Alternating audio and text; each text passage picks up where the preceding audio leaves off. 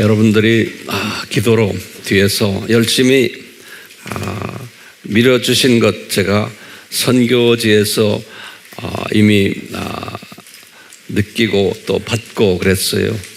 기도 많이 해주셔서 고맙습니다. 앞으로도 계속 해주실 줄 기대하고 있고 또 해야 되고 그렇습니다. 오늘은 제가 선교지를 향해서 어떤 주님의 일들이 일어나고 또 앞으로 우리가 어떻게 해야 좋을지를 간단히 말씀드리려고 해요. 이것이 저희 오늘 설교예요. 설교 주제는 미전독 족속 복음화에 매진합시다 라는 주제입니다.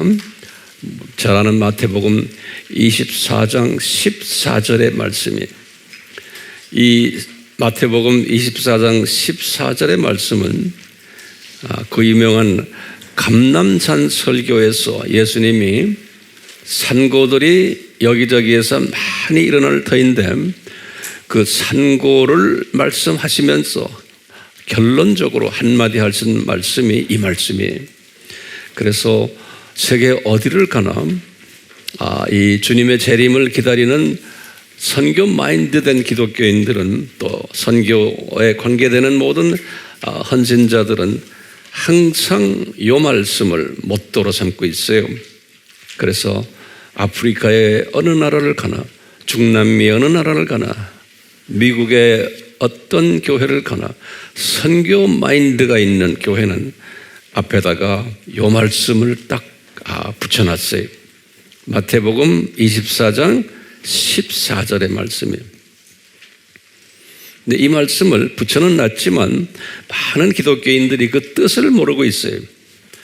예수님이 하신 말씀 다시 한번 우리가 이렇게 보면은 이 천국 복음이 저 세상, 이 세상, 저 세상 복음이에요. 이 천국 복음이 모든 족속에게 전파되리니 그제서야 끝이 오리라 라는 말씀이에요. 여기에서 이제 우리가 염두에 두는 한 단어가 이 천국 복음이 모든 족속에게 그랬어요. 거기 이제 우리 항상 우리가 말하지만 판타타 에스네, 에스네라는 말은 유대인이 제외된 이방인들을 지칭할 때 쓰는 말이 에스네란 말이에요. 이 성경은 헬라 말로 되어 있기 때문에 예수님이 말씀하실 때 에스네라는 단어를 쓰셨지, 유대인들을 표현할 때는 라오이 그래요. 복수로 라오스가 단수인데 라오이 하면 복수거든요. 그러면 이방인과 유대인들 이렇게 복수로 할 때는 에스네, 헬라 말로는 엔드를 카이라고 그래요. 에스네 카이 라오이 이렇게 말씀하셔야지만 세계복음화예요. 그런데 에스네라는 단어만 쓰셨어요, 예수님이. 이 말은 뭐냐면 유대인 복음화는 그냥 놔두고 이방인 복음화에만 애써라는 거죠. 그러면 우리 항상 이야기하지만 이방인의 숫자가 차가면은 같은 그 바퀴가 유대인 바퀴도 돌아가면서 유대인도 숫자가 자동 차가게 되어 있는 거예요. 우리 항상 이 공부는 해왔잖아요. 그렇기 때문에 에스네의 숫자가 차갈수록 유대인 복음화를 또 전문으로 하시는 분들은 유대인 복음화에 참여하면서 유대인이 복음화가 되게 돼 있어요. 우리는 감사하게도 이 두 분야에 간여를 하며 주님이 우리를 자역하게 하고 계세요. 그렇지만 유대인은 숫자가 아주 적고 전문성을 또 띈 분야이기 때문에 이방인 복음화에 힘을 쓰는 것이 우리에게는 훨씬 더 편하죠. 자, 그런 의미에서 예수님이 끝이 오려면은 언젠가 그럴 때 예수님이 일반적으로 끝이라 그러면 7,000년 끝나고 이제 창조 목적 학교가 끝날 때를 우리가 끝으로 보고 있지 않습니까? 그런데 이때의 끝은 지금 감람산 설교에서의 끝은 예수님의 공중재림 또는 지상재림으로 우리가 해석을 하면 될 것 같아요. 그러니까 예수님의 공중재림, 7년 환난, 또 지상재림, 이때까지의 끝을 가지고 이야기할 때 예수님이 정하신 미전도 족속들의 복음화가 있을 것을 우리는 알고 있어요. 다른 말로 표현하면은 예수님의 복음을 한 번도 들어보지 못했거나 또는 미전도 족속을 어떻게 우리가 표현하냐면 그 족속 가운데 풀타임 사역자가 한 사람도 없거나 이렇게도 우리 표현하고요. 또는 교회가 하나라도 없거나 그럴 때 미전도 족속들이라 이렇게 이제 전문가들이 정의를 내리고 있어요. 오늘날 그런 차원에서 이 미전도 족속이 가장 많이 지금 산재되어 있는 지역이 아시아 지역이에요. 아프리카는 전 대륙이 한 50%가 복음화되어 있어요. 유럽은 이미 복음화가 되어 있고요. 가장 미전도 족속이 많은 지역이 아시아 지역이에요. 아시아는 기독교인의 숫자도 전체 인구의 약 한 3%에서 어떤 분은 5%까지 보고 있어요. 그러니까 아주 복음화가 안 된 기독교인의 숫자가 적은 대륙이 아시아 대륙이에요. 그 중에서도 지금 미전도 족속이 아주 집결되어 있는 지역이 어디냐면 소위 이 중국 이쪽 남쪽으로 해서 운남성 지역이, 그리고 그 옆에 사천성이 있고 또 청해성이라고 있고 한데요. 거기가 이제 미전도 족속들이 있는 곳인데 그중 가장 많이 있는 곳이 운남성이에요. 운남성은 옆에 베트남이 남쪽으로 있고요. 그또 옆에 라오스가 붙어 있고, 그리고는 옆에 미얀마가 붙어 있어요. 그리고 운남성에서 저쪽 티벳 쪽으로 가면은 티벳 쪽에 있는 성이 있죠. 그 라마 불교가 있는 그걸 서장 이렇게 부르기도 하고요. 그쪽 티벳 쪽에 또 인구는 많지 않지만 미전도 족속이 많아요. 그리고는 거기에서 북쪽으로 보면 이슬람 사람들이 살고 있는 신장성이라고 그러죠. 그쪽에 또 미전도 족속이 많고, 중국은 기독교인이 1억 정도 돼요. 굉장히 많아요. 우리보다 10배가 많은데요. 그 중에 이 미전도 족속이 가장 많은 나라 중 하나예요. 인도와 거의 맞물려 있는데요, 숫자상으로.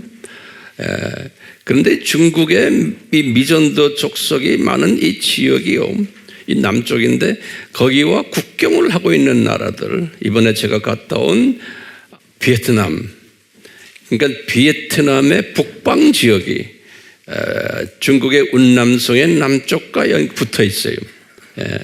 그쪽에 베트남 북쪽 산악 지역에 미전도 족속이 엄청 많아요. 그리고 그 옆으로 붙어서 라오스도 북쪽에 미전도 족속이 엄청 많아요. 그리고는 미얀마는 동북쪽에, 다 이 중국과 붙어 있는 쪽에 미얀마, 이렇게 이런 국경들, 중국의 국경들과 맞물려 있는 지역에 미전도 족속이 많아요. 제가 지도를 보여주지 않아도 다들 알죠. 지도 보면 더 머리가 흐트러져요. 그래서 머릿속에 이렇게 그려놓으세요. 그동안 저희들이 주님의 크신 은혜로 이 미얀마를 우리가 복음화를 한 20여 년을 해오고 있는데, 그쪽에 우리 제자들에게 항상 제가 강조하는 것이 미전도 족속 복음화예요. 그래서 우리 제자들이요, 현지인들이 지금 그쪽 미전도 족속을 향해서 오늘도 열심히 뛰고 있어요. 열심히. 그래서 이분들의 우리가 교통비, 생활비 모든 걸 다 이렇게 붙여줘요. 그러면 열심히 지금 열심히 뛰고 있어요. 계속 보고가 들어오거든요. 그러면서 이제 이 팀들이 자기네와 같은 족속들이 있는 중국 안으로 들어가요. 그 사람들은 중국을 그냥 드나들어요. 자기네끼리 증 하나, 우리 같으면 신분증 하나 가지고 드나들면서 복음을 지금 열심히 전하고, 그 족속들의 그 언어로 또 우리가 우리 번역해서 책을 많이 나눠주고 있고요. 그러는 가운데 라오스도 똑같아요. 라오스도 지금 이번에 40명의 우리 학생들이 왔는데 거의 100%가 소수민족이 100%가요. 그래서 이 미전도 족속 안에 있는 그 족속 안에서 헌신된 복음화된 사람들이 학생으로 와서 공부하고 있어요. 이미 120명이 졸업해서 나갔고 이번에 새 학생들이 40명 들어왔는데요. 아주 열심히 공부했어요. 그래서 여러분들이 알고 있는 이 신학 모든 이론들을 제가 열심히 이분들에게 전했어요. 그러니까 많은 분들이 거기에서 성령님의 만지심이 있었어요. 특히 라오스가 끝난 다음에 그 장소는 제가 어디라고 말하지 않아요. C국이라고 그러면 중국이죠. 중국의 우리 팀들이 7개 성에서 지도자들이 자기네 돈 들여서 자기네 모든 그 헌신에 의해서 어느 처소로 다 모였어요. 모여가지고 20명이 왔는데요. 예전에는 우리 중국어를 하려면은 우리가 비용도 대주고 그랬는데 이제는 그게 아니에요. 자기네 돈으로 다 하고요. 그만큼 제가 잔소리를 많이 했거든요. 니네 나라는 우리보다도 지금 더 부자인데 우리 돈 달라는 생각도 하지 말고 쳐다도 보지 말아라 나를. 그러니까 아멘 하고 해. 중국 사람들 돈 되게 아끼거든요. 돈이 우상해. 이번에도 가서 제가 너희들의 우상 중에 하나가 돈이다니까 다 껐덕껐덕해요. 그거 깨지 않으면 니네들은 들림 못 받는다 그랬어요. 그러니까 들림 받는다면 정신 차려요. 자, 어쨌든 이분들이 일주일 동안이요, 7일 동안 집중해서 우리 공부를 했어요. 이걸 다 녹음하고 그러는 가운데 제가 이제 있는 숙소에 중국 공안이 드나들면서 나를 감시를 많이 했어요. 그래서 내가 있는 그 호텔의 내 방 앞에 천장에 CCTV라고 있죠? CCTV. 그거 옛날 그 헌거 있었던 모양이에요. 그거 나를 분명히 안 보이니까 하루는 복도가 지저분해요. 그래서 왜 이렇게 보니까 그거를 새 거로 갈았어요. 새 거로 갈아가지고 나를 이렇게 항상 이렇게 점검하는데 여러분들이 기도하기 때문에 그놈들이 지하물이 점검해야 소용없어요. 예수님이 천사를 보내서 딱 거머잡고 있는데 난 그런 거 겁이 하나도 없어요. 중국을 그냥 한 25년, 30년 다니면서 제가 공안한테 잡혀가지고 뭐 감옥에 들어가거나 그런 일이 없어요. 딱 한 번 있었어요. 우리 팀들 갔을 때죠. 우리 흥룡강에 갔을 때. 그렇죠? 거기 가서도 내가 공안한테 잡혀가서 공안실에서도 내가 떳떳하게 소리 막 질렀어요. 한국말로. 그러니까 내 통역하는 참배가 막 가지 소리를 질렀어요. 우리가 이러면 니네들한테 뭐 잘못한 게 뭐있냐고. 그래서 잡혀갔는데, 그런데 거기 이제 책상이 큰 책상 2개가 있는데 거기 제일 높은 사람이 여자분이에요. 종교국 흥룡강성 종교국 최고 책임자예요. 그리고 이제 부책임자가 한족인데 그 여자가 한국말로 나한테 그러는 거예요. 내가 누구인지를 대강 알지만 내가 목사라는 말은 안 했거든요. 그렇기 때문에 이 여자가 그러는 거예요.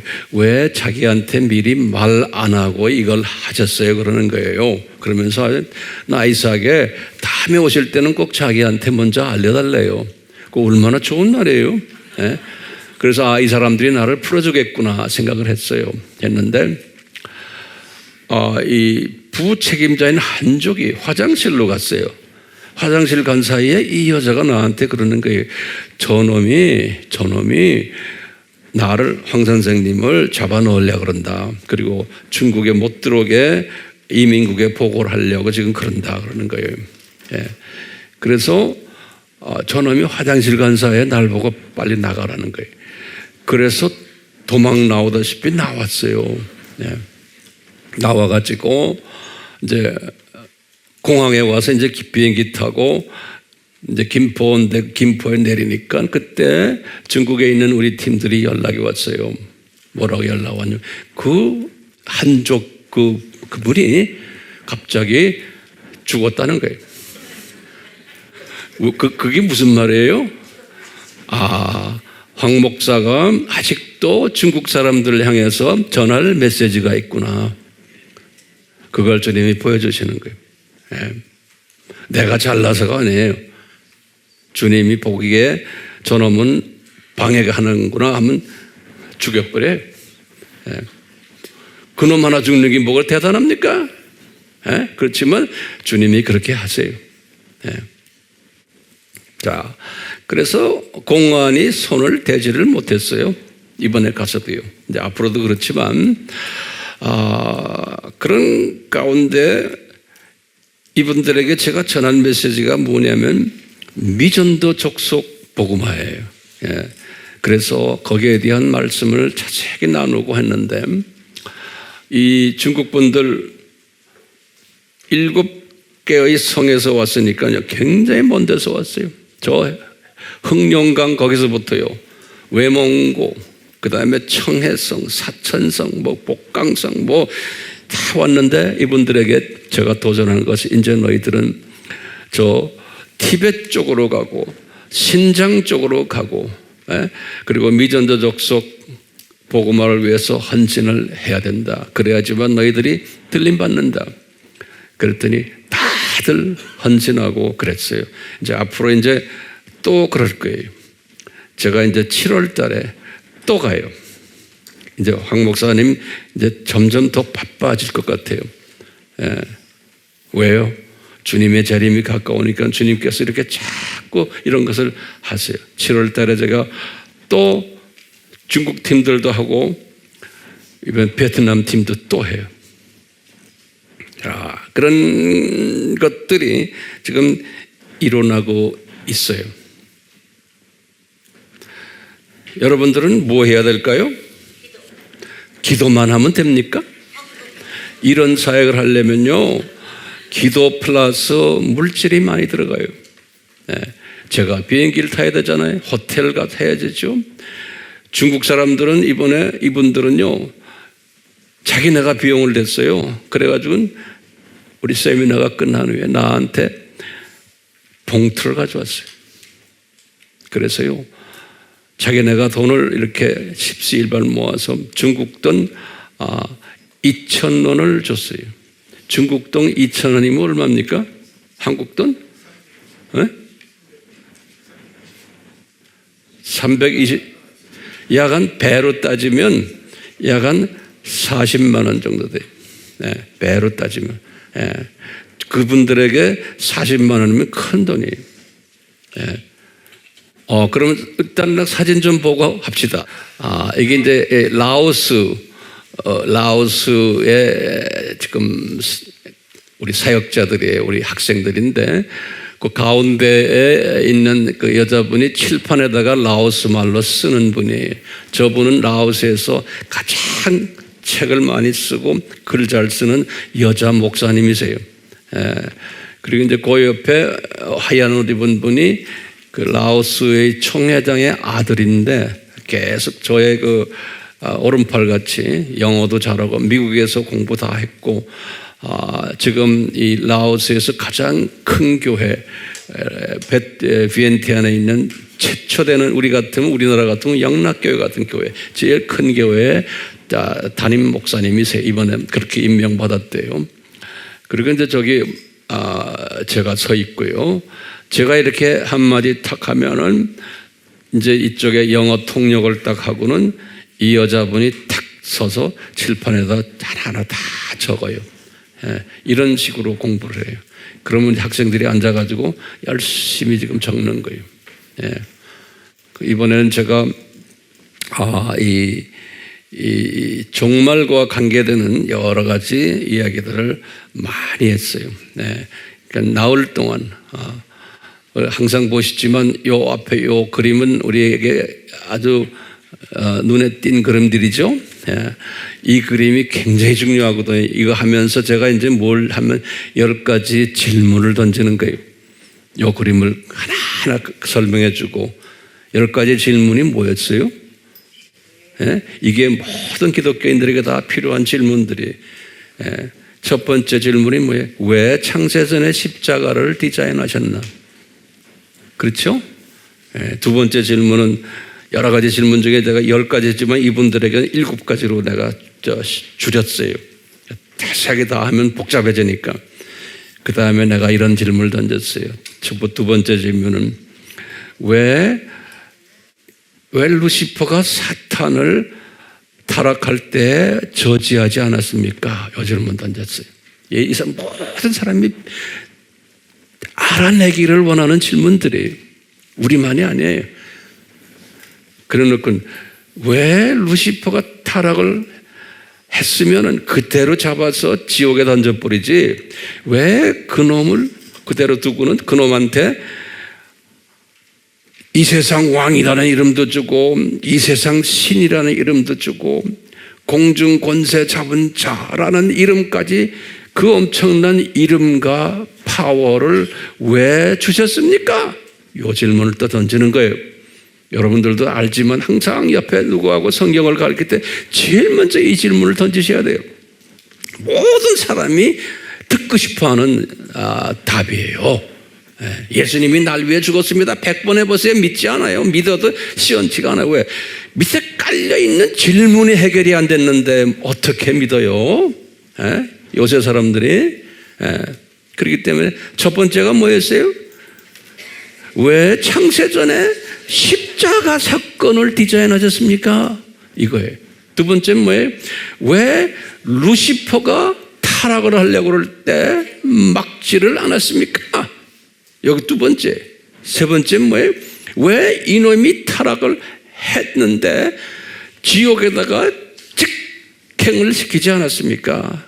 그 대신에 이놈한테 엄청난 파워를 주셨습니까? 이 세상 임금이라는 파워, 이 세상의 신이라는 파워, 공중권세 잡은 자라는 파워를 왜 줬습니까? 이거 만방에 다니면서 우리가 가르쳐줘야 되는 거예요. 왜? 하면서 답을 해줘야 되는 거예요. 오케이? 여러분들도 마찬가지. 누구를 만나면 이 질문 던지고 답을 해줘야 되는 거예요. 그냥 무조건 예수 믿고 복 받으십시오가 아니잖아요. 그 다음에 무슨 질문 던졌어요? 아담이 유혹을 받았을 때 왜 아담을 도와주지 않았습니까? 이 질문을 던져야 되는 거예요. 그렇죠? 그 다음에 아담이 타락이 되었어요. 그럴 때 제일 먼저 예수님이 사탄에게 말하는 거예요. 뭐냐? 여자의 후손에 약속을 하시는 거예요. 왜 사탄에게 여자의 후손 약속하십니까? 이거 질문 던져야 되는 거예요. 또 7번째 질문을 내가 제일 중요한 질문이에요. 우리 창세기 3장 22절에서 24절의 질문이에요.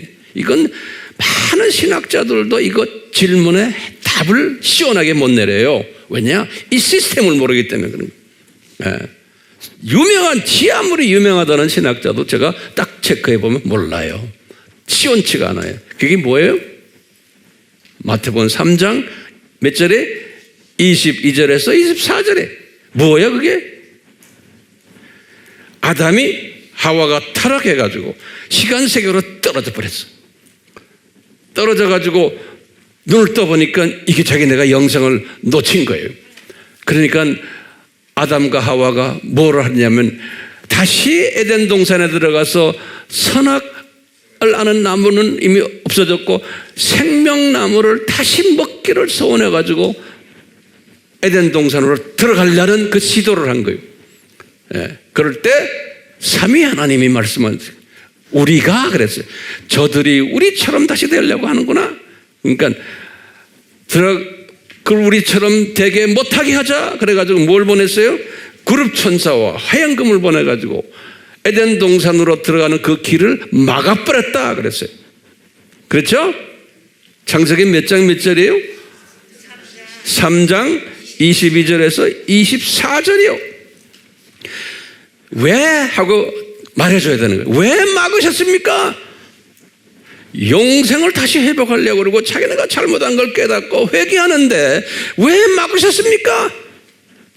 이 질문 던지셔야죠. 그걸 막으시고는 그때부터 7,000년 이 세상이 시작이 되는 거예요. 7,000년 이 세상이 여기에 대한 답을 내려줘야 되잖아요. 이번에 제가 가서 이 세 팀들에게, 중국 팀들, 라오스 팀들, 베트남 팀들에게 제일 먼저 제가 설명하는 게 이 설명을 먼저 해요. 이거 설명하는데 거의 반나절 걸려요. 반나절 하루아침에 되는 게 아니에요. 그것도 내 나라 말이 아닌 천하라 말로. 그래, 다 소화할 수 있게. 이것만 해결되면은 어느 정도 문제가 해결되죠? 그렇죠? 네. 그 사진 더 있어요? 여기 라오스 팀들이 이쁜 이들이죠. 여기 다 라오스 팀들이. 그리고는 잠깐만 요 전 사진이요. 요 전 사진 보세요. 제가 이렇게 돼서 다 설명하잖아요. 그래 다 이제 설명 끝났죠. 그러면 그걸로 저는 만족하지 않아요. 왜냐? 어디까지나 제가 외국 사람의 말로 해가지고 통역을 했기 때문에 이 중요한 이 신학을. 그래서 이제 저기 먼저 보이는 키 큰 남자 계시죠? 저쪽 코너에 저분이 이 나라의 부총회장 되는 분인데 교육 담당 부총회장이고 그리고 정부 공산당과 관계 맺는 그래서의 연락 책임하는 분이에요. 저 나라에서는 두 번째로 높은 신학계 유명한 분이신데 저한테 10년을 공부했어요. 그래서 저 사람은 입만 열면 황 목사님의 그냥 내 영적 자녀라고 보시면 돼요. 내 말하는 걸 그대로 내 식으로 말하는 사람이에요. 그래서 저 사람이 내가 강의한 것을 다시 나와가지고 자기네라는 말로 가지고 쫙 다시 설명해요. 다시. 그러니까 단단해지겠어요? 안 단단해지겠어요? 단단해지는 거예요. 그리고 저 사람은 또 이제 이 세미나 끝나면 이 전국의 기독교인 지도자들 모아놓고 저 사람이 또 배운 걸 또 다 가르쳐요. 그러니까 이게 우리가 이렇게 시스템이 돼 있어요. 시스템이. 네. 저 사람이 지금 말하는 거예요. 근데 거기에 빨간 옷 입은 분 있죠? 저분이 여기에 왔던 배동환 선교사님이. 네. 저분은 뒤에서 이런 일들을 하는 거인데 많이 도와주고 하는 또 저런 기능을 가진 분이 또 필요한 거예요. 저를 차도 태워서 숙소로 데려가고 뭐 여러 가지 그냥 이 잡다한 일들을 하는 일을 또 하는 분이. 여기는 이제 중국 팀들이. 이 중국 팀들인데 여기 이제 중국 팀 이 사람들 보기는 그렇죠. 한 사람이 큰 조직의 지도자들입니다. 여기 지금 왼쪽에 무슨 색깔이라고 그럴까? 흰색 건너편에 있는 저분이 이 전체의 최고 지도자예요. 여자분인데 대단해요. 우리 교회도 저런 여자분들이 좀 있는 것 같아. 내가 이거 보니까요. 누군지 말은 안 하겠어요. 아주 리더십이 대단한 여자분. 저 여자분이 쫙 전국에 있는 저 지도자들을 쫙 모아요. 여기 이 남자분들인데 다 이게 지도자들이에요. 중국 사람들은 아주 뭐 대단해요. 근데 우리 공부하는 이 기초를 쫙 설명을 하고 하면 아주 잘 듣고 그래요. 저쪽에 보면 한 형제가 있는데 안에 구석의 벽 옆에 저 형제는 소수민족 지도자예요. 묘족이란 말 들었죠? 이제 앞으로 우리가 이제 소수민족들을 이제 많이 계속 할 것 같아요. 요 카메라를 들고 있는 저 형제도 지도자인데 저 형제는 우리 아바 공부를 중국말로 다 공부를 많이 해서요. 아주 헌신을 많이 한 분이에요. 이제 중국 사람들이 이런 거 할 때마다 항상 그 가정교회 때문에 이 더운데도 문을 다 닫아놓고 하기 때문에 저 에어컨 저거 하나 가지고 시원치 않아요. 우리 여기 김 선교사님 우리 교인이죠? 저분이 우리가 알아서 온 것도 아니고 저분도 중국에서 이렇게 신앙생활을 많이 하면서 하다가 우리 아미 공부를 웹에서 들어가서 공부를 하다가 깨져가지고 이 사람이 나를 찾아온 거예요. 야, 한 7, 8년 됐나요? 찾아와서 나한테 하는 말이 목사님이 가르치는 이 내용이 중국에 다 퍼지기를 원합니다 하고. 그럼 당신 뭐 하는 사람이에요? 그러니까 한국에 와서 지금 어느 전자회사에 다닌대요. IT 관계. 그럼 거기서 다 대학을 공부하고 인텔이에요. 그러다가 한 얼마 있다가 당신 돈을 얼마 받아? 그래. 그러니까 몇백을 받아요. 한국에서 지금 봉급을 받고 몇백을 하는데 제가 그랬어요. 그거 놓고 주님 일 할래? 그랬더니 하겠대요. 그래가지고요. 그 몇백 받는 거 다 포기하고 우리가 주는 잔돈 부스러기 지금 받고 지금 하고 있어요. 참 저렇게 헌신된 형제가 있어요. 여기 이제 중국 팀들이에요. 이렇게 중국 팀들.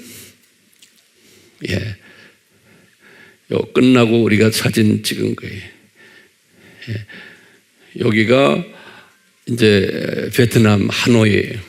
하노이인데 이 하노이 저 교회가 굉장히 유명한 교회예요. 1911년에 미국의 CMA 미셔너리들이 저쪽에 우리나라에는 그 CMA 미셔너리가 없어요.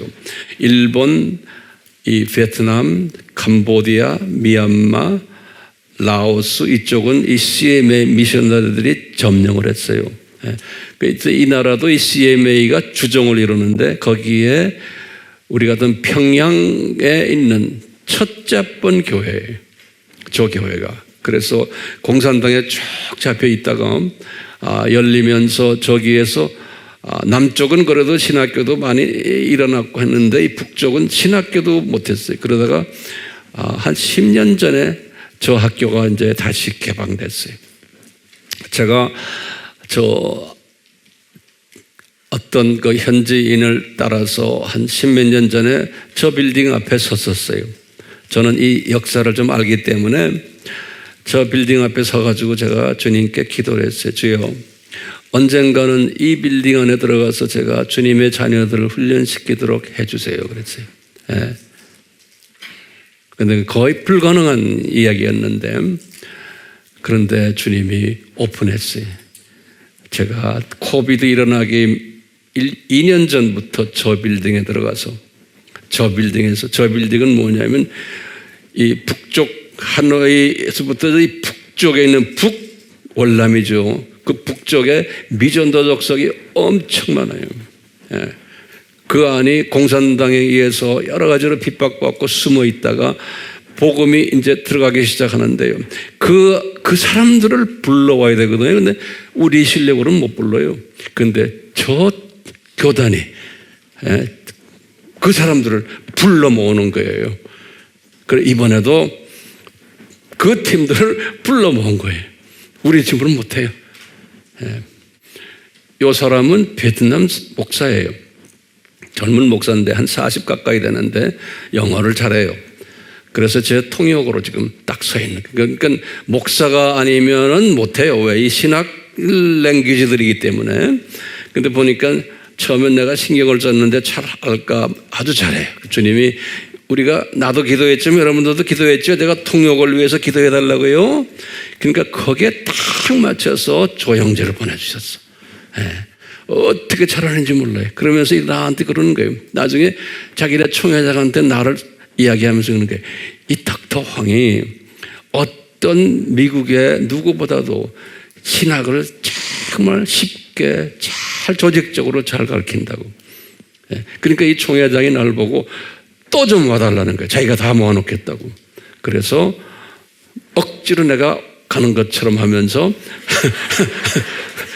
7월 달에 중국 사람들 할 때 그 다음 주에 또 하기로 했어요. 예. 이게 지금 이 팀들이 여기에 이 칠판을 이렇게 3개를 놓고 하는 거예요. 열심히들 지금 공부하고 있는 거예요. 여기 이제 그 방에서 나오면 하도 날이 더운 날이니까 그 운동장 같은데 아예 햇빛을 가린 그런 게 돼 있어요. 식당처럼 이렇게 쓰고 있어요. 지금 밥 먹는 장면이 끝나고 제가 키가 제일 크죠. 나이가 제일 많은데 키는 또 제일 커요. 이 교회 정문이 이 교회당 아주 역사적인 교회, 저 교회 끝났대요. 여러분들이 저에게 아마 질문할 거예요. 목사님, 미전도 족속이라는 이야기를 많이 들었습니다. 그러면서 이제 질문을 하나 던질 거예요. 우리가 공부했어요. 무슨 질문이냐? 미전도 족속이 아직도 전 세계에 많은데, 특히 이 아시아 이쪽, 제가 열거한 이쪽 지역에 많은데 언제 다 복음화를 합니까? 물리적으로는 불가능해요. 물리적으로는 불가능해요.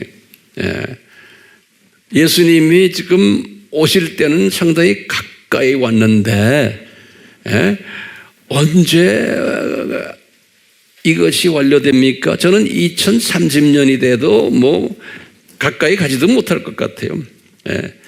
그런데 주님께서는 이런 미전도 족속이 깔려있는 이런 지역에서 복음화가 된 족속들이 있어요. 또 그런 개인들이 있어요. 그런 사람들을 저희들이 성령님께서 지금 불러서 우리에게 훈련을 시키는 거예요. 그러면 우리는 직접 가지 못하지만 이분들이 자기 주변의 미전도 족속으로 산 하나 넘으면 다른 족속이니까 그쪽으로 넘어가는 일들을 하고 있는 거예요. 이 사람들이. 그러면서 월남도 베트콩에 의해서 언어가 월남 언어가 때문에 이 미전도 족속들이 다 월남어를 다 해요. 그러니까 월남어 통역 하나 가지고 다 가능한 거예요. 이렇게 다 만들어놨기 때문에 지금 이 일들이 일어나고 있어요. 그렇지만 이거 가지고는 전 미전도 족속 복음화는 예컨대 예수님이 곧 오신다고 가정을 했을 때 불가능하다고 저는 보고 있어요. 그러면 우리 항상 물어보는 질문이 이거예요. 여러분들 이제도 꼭 이것은 말해 주기를 바라요. 우리가 아브라함의 품에라는 것을 배웠죠. 그러니까 이것을 가르칠 때마다 아브라함의 품 개념과 이 미전도 족속과 연계를 시키시는 거예요. 예컨대 미전도 족속이 이렇게 많지만 이 안에 예정된 하나님의 자녀들이 숨겨 있지만 복음을 듣지 못했어요. 우리가 아무리 노력해도 거기까지 가지를 못하는 상황 속에서 우리가 복음 전할 필요가 뭐 있습니까? 이렇게 하면 질문을 던질 수가 있어요. 왜요? 복음을 듣든 안 듣든 예정된 사람은 복음화를 시킬 것 아니십니까? 그 사람들을 죽으면 아브라함의 품에 보냈다가 거기에서 복음화를 시켜서 올려 보낸다라고 우리가 배우지 않았습니까? 라고 질문 던질 수 있죠? 그렇기 때문에 뭐하라 이렇게 열심히 미전도 족속 복음을 합니까? 라고 물어볼 때 뭐라고 대답해요? 여러분들은 대답만이 아니고 여러분들은 어떻게 생각해요? 복음 전할 필요도 없는데 그러면서 항상 우리가 강조하지만 예수님이 전능하신 분이신데 우리가 복음을 전하지 않아도 예수님이 직접 복음화 시킬 수 있지 않습니까요? 이 중요한 개념이에요. 예수님이 힘이 없어도가 아니고 전능하신 분이시고 전지하신 분이신데 이분이 직접 직접 보고만 하시지 왜 우리를 보고 하라고 이렇게 명령하십니까? 라고 한다면 뭐라고 대답해요? 그러면 우리가 대답하는 건 간단해요. 예수님이 우리를 동역자로 주신 은혜와 특권 때문에 그런 거예요. 그러니까 우리가 안 해도 되지만 예수님의 시각에서 이 복음화에 너희들 나와 같이 동역하자라고 해서 지상 사명을 내리신 거예요. 그래서요, 이 동역자의 사명을 가진 사람은 싫든 좋든 이 동역 일에 참여하도록 성령님이 이끄세요. 예, 성령님이 이끄세요. 지금 오늘날도 한국의 기독교가 아주 번성하지만 이 동역자 일에, 미전도 족속 복음화의 동역자 일에 참여하거나 참여하려고 하는 사람들은 많지가 않아요. 왜요? 1세기 때 예수님이 제자들에게 지상명령을 내릴 때도 소수만 반응했어요. 소수만. 그리고 2000년 기독교 역사에서도 소수만 반응을 했어요. 그 중에 소수 중에 반응을 해서 우리나라에 온 아펜셀러, 언더우드 또 다른 많은 선교사들도 그 많은 미국인들 가운데 소수가 이 땅에 와서 씨를 뿌렸어요. 똑같이. 오늘날도 마찬가지. 소수가 여기에 관심이 있는 거예요. 예. 이 사람들을 우리가 뭐라고 그래요? 남은 자들이다. 그래요. 남은 자들. 그러니까요, 어쩌다가 여러분들이 이 아미교회라는 이 선교만 하려고 하는 교회에 오셔가지고 실은 좋던 기분 어땠든 하여튼 매주마다 그 소리 듣고 있는 거예요. 예. 그러다 보면 자기도 모르게 우리 교회를 떠나지 않고 딴 교회를 가야 되는데 안 가고 붙어 있는 걸 보니까 분명히 이 예정된 자들 같아. 네. 그리고 여기에 참여라는 거예요. 지금. 그러니까 예수님이 감람산 설교에서도 그러니까 이렇게 은혜로 이 동역자의 사명을 받은 자들은 또 그들에게 감람산 설교를 하셨거든요. 모든 기독교인에게 한 게 아니거든요. 오늘날도 모든 기독교인에게 이 감람산 설교가 적용되는 게 아니에요. 관심도 없어요. 대부분의 사람들은요. 어떻게 하면 내가 여기서 편하게 잘 살고 목사님 설교도 나를 편하게 해주고 나에게 그냥 나의 문제 좀 해결해 주는 이런 그런 메시지를 들으려고 교회에 오죠. 뭐 동역자가 되라 하면 부담스러워해요. 사람들이. 대부분의 사람들은 그런 사람들이에요. 그런데 동역자가 되라 하면 신나서 우리 교회에 나오는 사람들이 있어요. 이걸 어떻게 해석해야 돼요? 아, 이분들이 최소한 저는 남은 자 반열에 있는 분들이구나. 예. 황 목사님 저 사람 보면은 입만 열면은 그냥 뭐 이런 말만 하는 분인데 저런 분을 그래도 따라오는 걸 보면 신기하죠. 근데 이게 신기한 게 아니에요. 은혜 받은 사람들. 네, 은혜 받은 사람들. 이 은혜 받은 사람들에게 들림을 받으라고 예수님이 그렇죠. 잘 견뎌라. 마태복음 24장 13절에 깨어라. 24장 42절에 또 뭐예요? 준비하라. 기억나죠? 44절에 그 다음에 뭐예요? 외쳐라.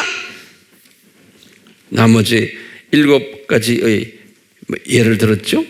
그 중에 7가지 예 중에서 예수님이 하신 말씀이 처음 3가지는요 경고의 말씀이었어요.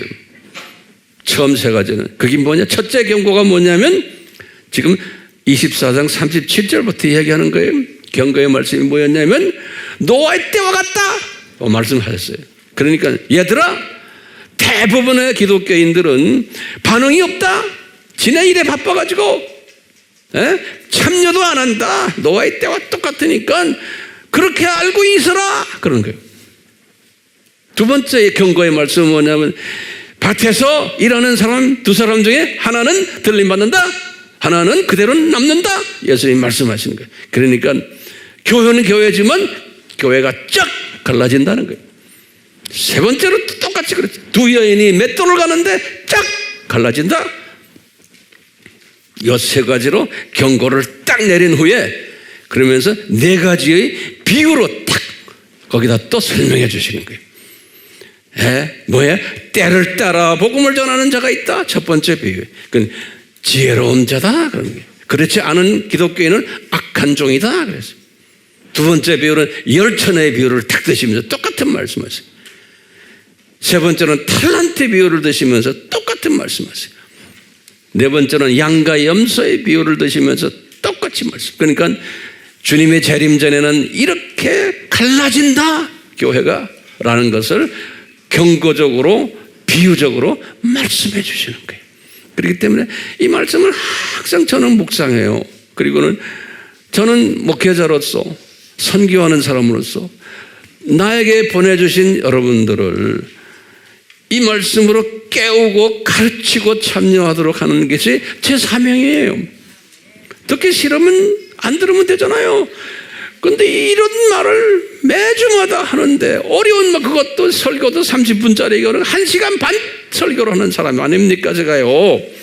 그것도 가만 앉아 있으면 또 호통을 치죠. 저거라 하고. 세상에 이렇게 밥맛 없는 목사가 어디 있어요? 세상적으로 생각하나 일반적으로 보면 밥맛 없는 목사죠. 잔소리 많고 어떻게 하면 내 문제 좀 해결해 달라고 왔는데 그건 안 하고 딴소리만 하니까. 그런데 앉아있는 이 모습 얼마나 고마워요? 자, 제가요 주님이 계속해서 하시는 말씀이 있어요. 얘야, 미전도 족속 복음화에 네가 이렇게 하고 있는데 내가 보는 이 교인들을 이 미전도 족속 복음화에 직접 참여하는 일도 내가 가르쳐 줄 거마 그런 거예요. 간접적으로 기도도 하고 헌금도 하고 여러 가지 뒤에서 하지만 직접 미전도 족속 복음화에 참여하는 일 중에 하나가 뭐냐면 일본 선교인 거예요. 우리가 러시아 선교도 그렇게 하고 있잖아요. 여기서 우리가 러시아 사람들 불러다가 많이 했잖아요. 그때 여기서 공부한 것이 다 녹음이 돼가지고 지금 전 러시아로 퍼지고 있어요. 그래서 그런 보고들이 들어오는 거 보면 놀라운 일들이 많이 일어나고 있어요.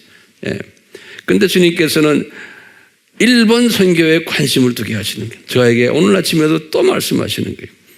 뭐라 말씀하시냐면 아침에도요. 이제 이런 걸 하라 그러는 거예요. 한일 비전 스쿨을 하라. 한일 비전 스쿨을 해라.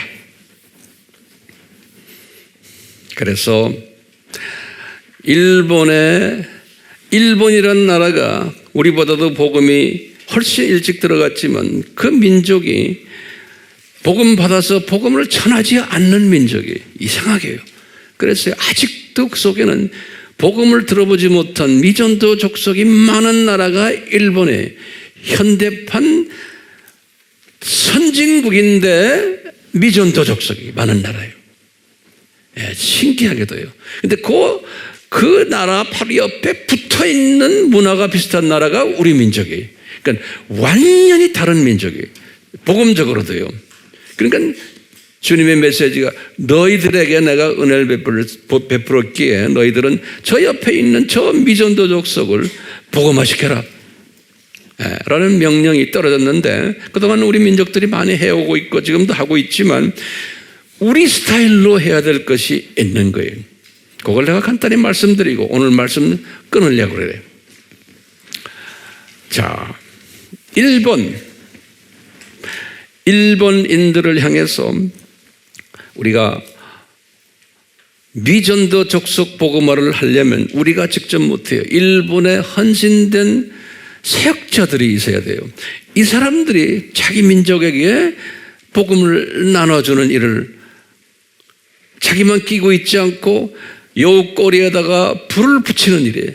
붙여줘야지만 뛰거든요. 이 일본 사람들이. 그러니까 일본 사람들은요, 이 생각이 이성적이고 논리적이기 때문에 하나님의 말씀을 이성적으로 논리적으로 체계적으로 가르쳐 주질 않으면 이분들이 움직이질 않아요.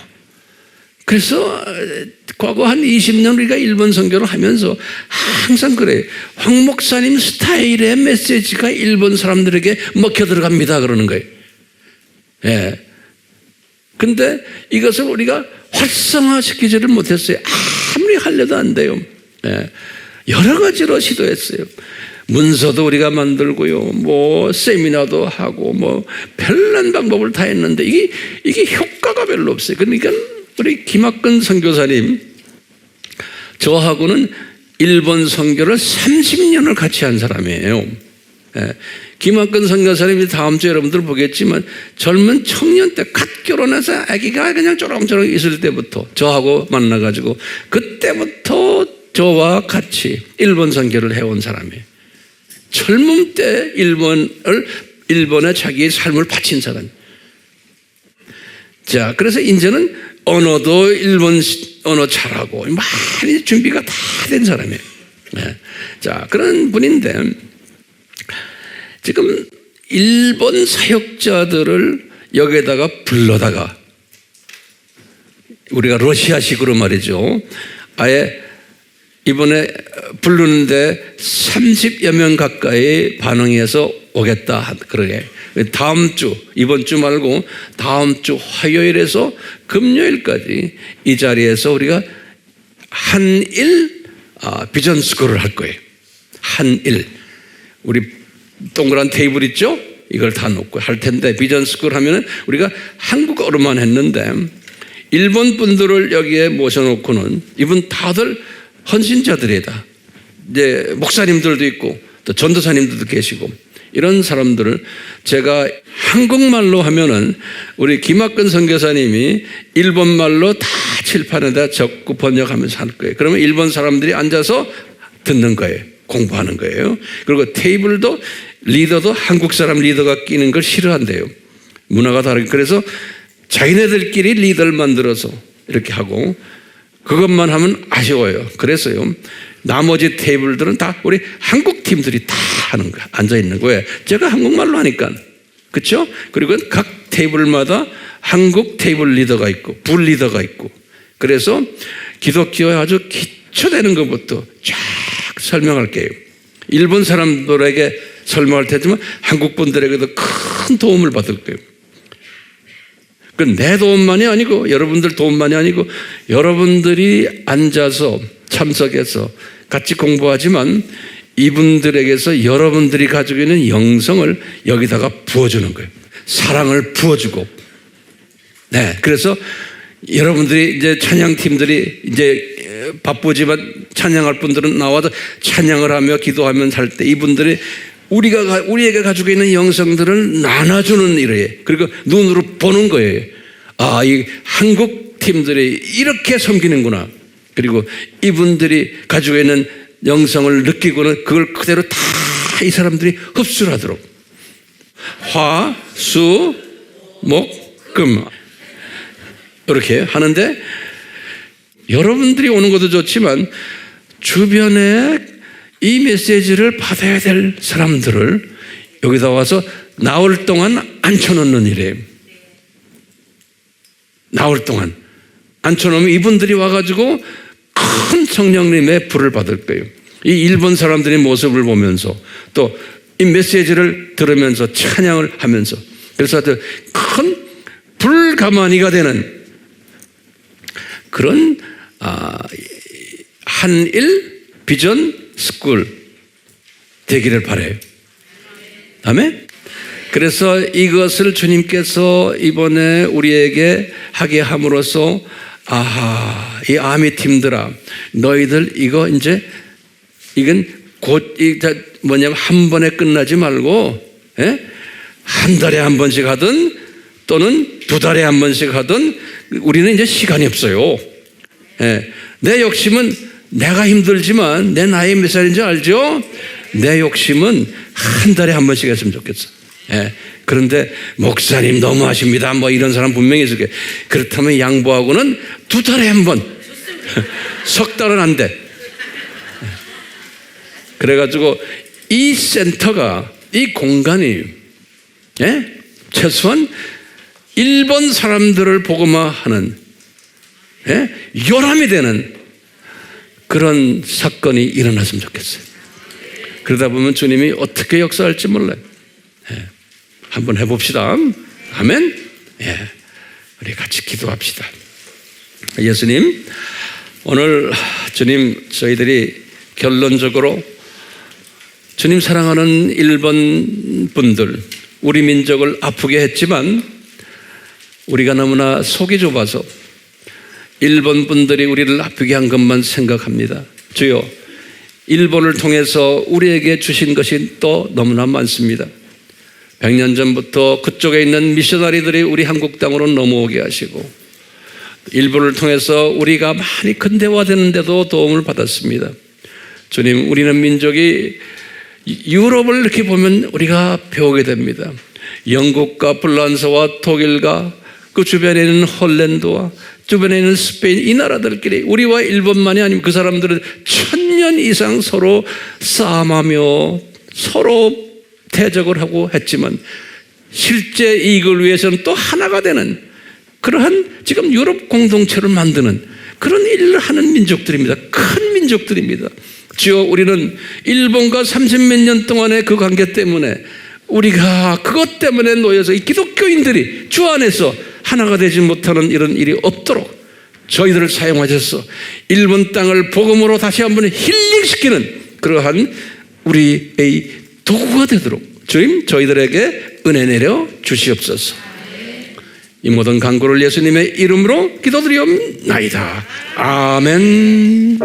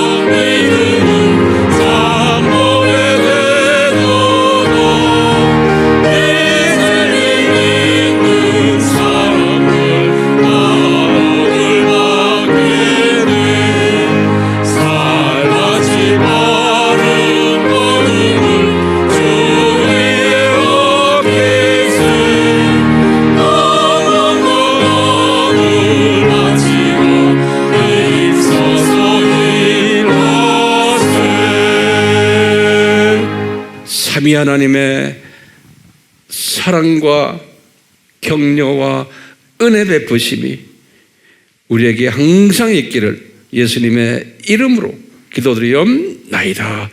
아멘.